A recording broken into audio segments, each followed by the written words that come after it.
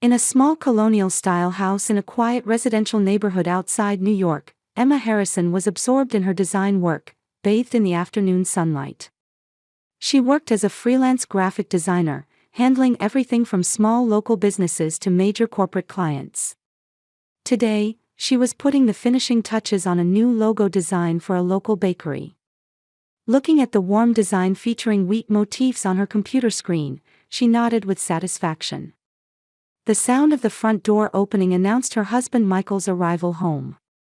The financial analyst, dressed in his usual navy suit, entered the living room with a tired expression. Emma turned around and smiled at him. "Welcome home. How was your day?" Michael loosened his tie with a slightly complicated expression. "It was okay." "Oh, Emma, I have another business trip to Texas next week. It'll be about 3 days." Emma's hands paused for a moment. She had been concerned about Michael's increasing trips to Texas lately. "Again? You've been going to Texas a lot recently. Is there some big project going on?" "That's right. The coordination with the branch office there is complicated. Many things can't move forward without meeting in person," Michael answered vaguely, then placed his hand on Emma's shoulder. "Thanks for worrying about me. But it's work, so there's no choice." Emma placed her hand over her husband's. "I understand. But please take care of your health." On the weekend, the two visited Michael's mother, Dorothy Harrison, as they always did. Dorothy cherished Emma like her own daughter. Her house was located in a small town about an hour's drive from Manhattan, a warm home surrounded by a well-maintained garden. "Emma, can you show me your new designs?" Dorothy asked with sparkling eyes while preparing dinner.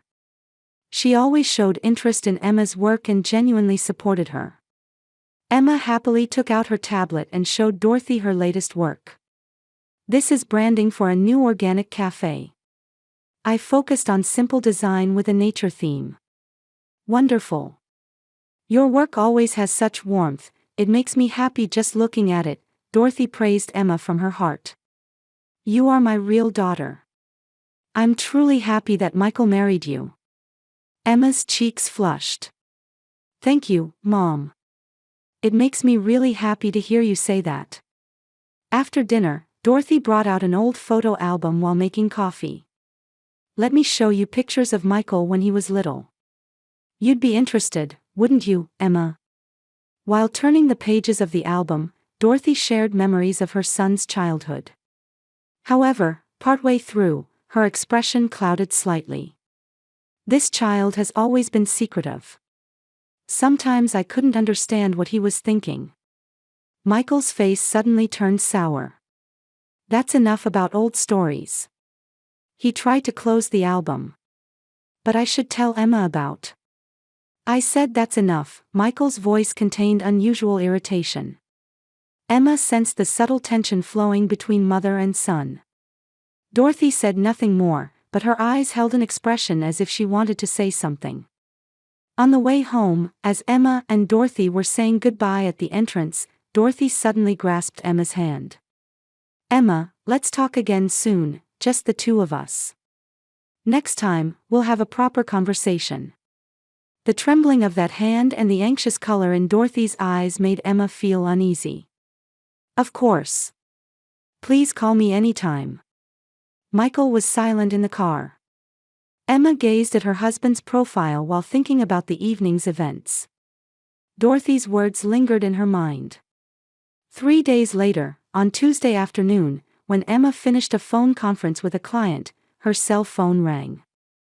Dorothy's name appeared on the screen. "Hello, Mom," Emma greeted brightly. "However, Can you imagine making $10,000 a month just from YouTube, all from home? That's exactly what I did with Reddit Stories. No face, no voice. Check the link in the description if you're curious." However, Dorothy's voice on the other end was different from usual, tense. "Emma, thank you for your hard work. Is it okay to talk now?" "Of course. What's wrong?" "Actually, there's something I need to tell you tomorrow. Something very important." Dorothy's voice was trembling. "I have a favor to ask." I want to meet without Michael knowing. There's something I want to discuss with just the two of us. Emma's heart began to race. This was the first time she had heard Dorothy speak in such a serious tone. Of course. But Mom, is something terrible happening? I can't talk about it over the phone. Could you meet me at 2 o'clock tomorrow afternoon at our usual cafe? That little cafe in the mall. Yes, I understand. But I'm really worried. If there's anything I can do. Emma, you're such a kind girl. Wait until tomorrow. And please, don't tell Michael about our conversation today. After hanging up, Emma was enveloped in deep anxiety. The urgency in Dorothy's voice, and her request to meet without her son knowing. A premonition that something terrible was about to happen gripped Emma's chest. That evening when Michael came home, Emma tried to act normal.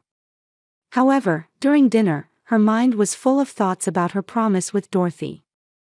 Michael seemed tired and spoke less than usual. I'm busy preparing for next week's Texas trip, Michael said apologetically. Sorry, I haven't been home much lately. Don't worry about it.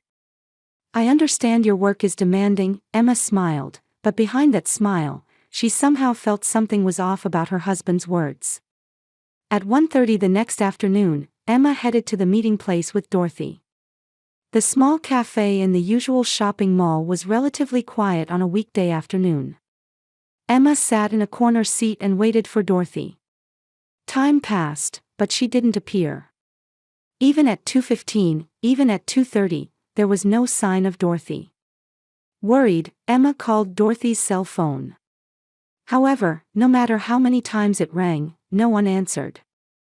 Her anxiety grew, and Emma tried calling the house landline, but there was no response there either. Around 3 o'clock in the afternoon, Emma's cell phone rang. Michael's name appeared on the screen. Emma, this is terrible. Mom collapsed. Michael's voice was confused. She's being taken to the hospital by ambulance right now. Please come to Central Hospital immediately. Emma went pale. What happened? Why did she collapse? I don't know. The neighbor found her. She was unconscious, Michael's voice was shaking. Just hurry and come.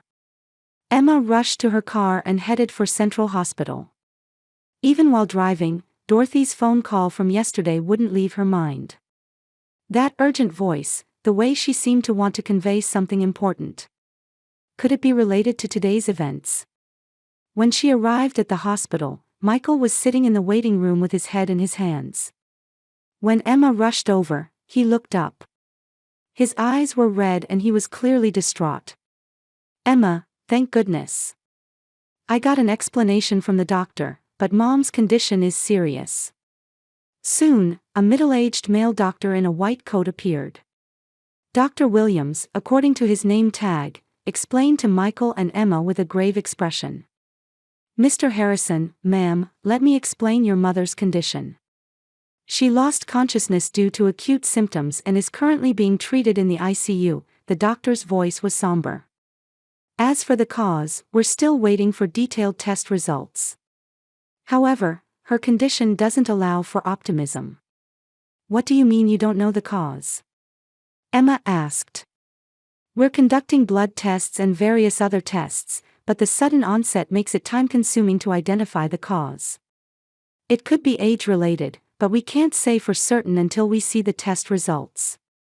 Michael had been listening silently to the doctor's explanation, but suddenly stood up. Why is this happening so suddenly? She was fine just yesterday. Son, unfortunately these things can happen. Let's pray for your mother's recovery now. That night, Emma and Michael spent time at the hospital. Dorothy was connected to a ventilator, with only the sound of monitors breaking the silence. Emma sat in a chair, holding Dorothy's hand. Looking at her mother-in-law's face, which seemed as if she were simply sleeping, Emma couldn't help but think about yesterday's phone call. Emma, did Mom contact you yesterday about anything? Michael suddenly asked. Emma's heart jumped. Remembering that Dorothy had sworn her to secrecy, she hesitated. No, nothing in particular. I see. Mom seemed to have some kind of worry lately. But she wouldn't tell me anything. Michael shook his head wearily. Early the next morning, Dr. Williams came to the hospital room. Just from his expression, Emma could tell it was bad news. Mr. Harrison, ma'am, your mother has regained consciousness, the doctor said quietly. However, unfortunately, she may not have much time left. The time you have to speak with her is limited. Emma stood up on shaking legs. Michael also hurriedly stood up, but the doctor raised his hand to stop him. Too many people at once would be a burden. Please, one at a time, and briefly.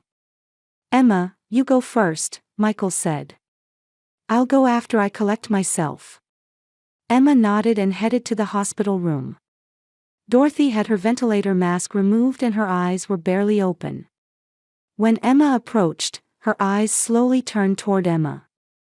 Mom, Emma called out in a tearful voice.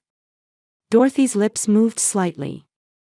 She seemed to be trying to say something voiceless. Emma leaned close to the bedside and brought her ear near Dorothy's face. At that moment, Dorothy's trembling hand grasped Emma's hand. Though the grip was weak, it was definitely trying to convey something to Emma. Dorothy's eyes held an urgency, as if she had something important to communicate. Emma quietly closed the hospital room door and sat at Dorothy's bedside. In the low hum of ICU machines, a quiet moment began for just the two of them. Dorothy's face was pale, but her eyes still held a strong light of will. Mom, it's me, Emma, Emma said gently. Can you hear me? Dorothy's eyes slowly focused on Emma's face. Then, from her trembling lips, a faint voice escaped. Emma. Yes, I'm here. Emma wrapped Dorothy's hands in both of hers. Those hands were cold as ice. Listen, Dorothy's voice was barely a whisper. There's no time. Emma leaned forward. Dorothy's eyes held the same urgency as yesterday's phone call. What I wanted to tell you yesterday, Dorothy struggled to form words. About Michael. What about Michael? Tears welled up in Dorothy's eyes. My son, she took a deep breath, is lying. Emma's heart pounded violently. Lying? What kind of lie? Texas, Dorothy's voice grew fainter. Not business trips. Then what for? Dorothy coughed painfully. Emma hurriedly tried to bring water to her lips, but Dorothy shook her head. He has another family. Emma's world stopped for an instant. Another family? A wife and child, tears spilled from Dorothy's eyes. In Texas. Emma was speechless. Her mind went blank and she couldn't think of anything. Emma, listen, Dorothy's voice echoed weakly. Run away. Run away. From Michael, Dorothy's hand gripped Emma's more tightly. It's dangerous. Dangerous? What do you mean? Dorothy reached under her pillow. Her trembling fingers were searching for something. Eventually, she pulled out a small smartphone. Take this, Dorothy desperately pressed the phone into Emma's hand. Look at it. Mom's cell phone. Everything's in there. Dorothy's breathing became labored. The evidence. Emma took the smartphone. The screen was cracked and it was an old model. But don't tell him, Dorothy's voice became intermittent. Keep it absolutely secret. Mom, tell me more. What is Michael? At that moment, the hospital room door burst open. Emma reflexively hid the smartphone inside her cardigan. Mom! Michael rushed into the hospital room. His face was etched with deep worry and panic. He rushed to the bed and looked at his mother's face. Mom, it's me, Michael. The moment Dorothy saw Michael, her expression changed dramatically. The warmth disappeared, replaced by a color of fear. She shook her head slightly. Mom, are you okay? I'm here, Michael tried to take his mother's hand. However, Dorothy shrank away from that hand. Emma was surprised by her mother-in-law's reaction. Why would she show such a fearful expression toward her son? "I'm so glad Mom woke up," Michael said in a tearful voice. "I was so worried." Dorothy continued to stare at Michael. Tears quietly flowed from her eyes. However, they weren't tears of joy, but tears filled with some deep sadness and despair. "Emma," Dorothy called Emma's name in a weak voice. "Yes." Emma stood up and approached the bed. "Thank you." Dorothy took Emma's hand. "You are," she continued, breathing heavily, "my real daughter." At that moment, the light faded from Dorothy's eyes. The heart monitor showed a flat line, and alarm sounds rang out. "Mom!" Michael screamed. "Mom!" Doctors and nurses rushed into the hospital room in a panic. But it was too late. Dorothy Harrison had quietly passed away. Emma stood there in shock. The smartphone hidden inside her chest felt as if it were burning hot. Dorothy's last words echoed in her head. "Run away." From Michael. "It's dangerous." Michael was clinging to his mother's body and crying. Why now? Why so suddenly? After a while, when the doctors finished their procedures, silence returned to the hospital room. Michael sat in a chair, covering his face with both hands. Suddenly, Michael looked up and stared at Emma. In his eyes, along with sadness, some sharp light dwelled. "Emma, when you talked with Mom at the end, didn't she say anything?" Emma's heart began to race. "Nothing in particular." "Really?" Michael stood up and approached Emma. "How did Mom seem?" "She was very weak. But she was worried about you," Emma tried to answer calmly. Michael's eyes looked Emma up and down as if licking her entire body. "Wasn't she given anything? A letter, or a memo?" "Nothing," Emma shook her head. However, Michael's questioning continued. "Show me your pockets." "What?" "Mom might have been hiding something." "Emma, let me check inside your pockets and bag." Michael reached for Emma's handbag. Emma hurriedly clutched her bag. "Michael, what are you doing?" "Mom just passed away." "That's exactly why." Michael's voice became rough. "I want to know what Mom was thinking at the end." He tried to reach for Emma's cardigan pocket. Emma reflexively pulled away. "Michael, stop it." "What are you hiding, Emma?" Michael's eyes became menacing. "You got something from Mom, didn't you?" At that moment, a nurse entered the hospital room. "Family members, thank you for your patience. We need to discuss some procedures with you." Michael clicked his tongue and moved away from Emma. "We'll talk later, Emma." Emma nodded, but her mind was on something else. What was in Dorothy's smartphone? And why was Michael so desperately trying to find something? When she was alone in the hospital corridor, Emma took out the hidden smartphone. The screen was cracked, but it looked like it might turn on. Emma took a deep breath. She couldn't forget Dorothy's last words. "Run away." From Michael. Emma had no idea what was going to happen next. However, there was one thing she knew for certain. This smartphone that Dorothy had risked her life to give her surely contained important truths. Dorothy's funeral was held at the church in the small town. Many people who loved her attended and shared warm memories. Emma wore a black dress and sat quietly next to Michael. However, her heart was complicated. Dorothy's smartphone hidden deep in her chest felt like a secret burden. During the funeral, Emma observed Michael.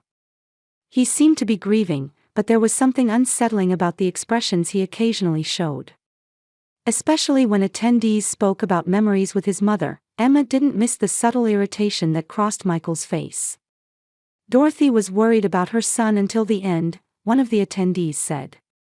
"But she seemed truly relieved that you had a happy marriage." Michael nodded appropriately, but his eyes stared into space. Emma felt her chest tighten as she remembered Dorothy's last words. After the funeral ended and the attendees had left, Emma and Michael returned home. Michael seemed tired and immediately went to take a shower. Emma seized this opportunity to be alone and hurried to the bedroom. She hid Dorothy's smartphone deep in the closet and pressed the power button while trying to calm her racing heart. When the screen lit up, a password entry screen appeared. Emma remembered. Dorothy had once told her with a laugh, "The password is your birthday. It's easy to remember." With trembling fingers, she entered her own birthday, and the smartphone unlocked. Emma quickly opened the photo folder. The first thing that caught her eye was a photo of an unfamiliar woman and child. The woman appeared to be in her late 20s to early 30s with a lovely smile. Next to her stood a young boy. However, Emma gasped when she saw the third person in the photo. It was Michael. He was embracing his wife and child, smiling happily. In the background, a sign reading, "Welcome to Texas," was visible. Emma checked the photo's detailed information. The date and time of the photo was 3 months ago, during the time Michael had gone on a Texas business trip. In the next photo, Michael was giving the little boy a piggyback ride. In what appeared to be a park, the family of 3 was enjoying themselves happily. In another photo, Michael was kissing the woman. Emma's hands trembled. She couldn't tell if this was reality or a bad dream. However, the photos definitely told the truth. Michael had another family. The Texas business trips were lies. Looking further through the photos, Emma even found pictures of Michael and the woman's wedding. The woman in her wedding dress and Michael in a tuxedo were making vows at the altar. Looking at the date of the photo, it was after Emma and Michael had married. Emma felt nauseous. Her husband was a bigamist. And her mother-in-law had known about it. She quickly opened the email folder and found multiple reports from a private investigator. The subject line read, "Michael Harrison Investigation Report." Opening the latest email, detailed investigation results were recorded. Michael had been married to a woman named Jessica Miller for 2 years and had a 1-year-old son. They had established a home in the Dallas suburbs of Texas. And to maintain 2 households, he had accumulated massive debts. Scrolling further, Emma found information that made her heart freeze. The subject has taken out a $5 million life insurance policy on Emma Harrison. The beneficiary is himself. Also, he recently increased the insurance amount. Furthermore, we have confirmed that the subject has multiple internet search histories regarding his wife Emma's accidental death. Emma's hands shook so badly she almost dropped the smartphone. Michael was planning her death. For the insurance money.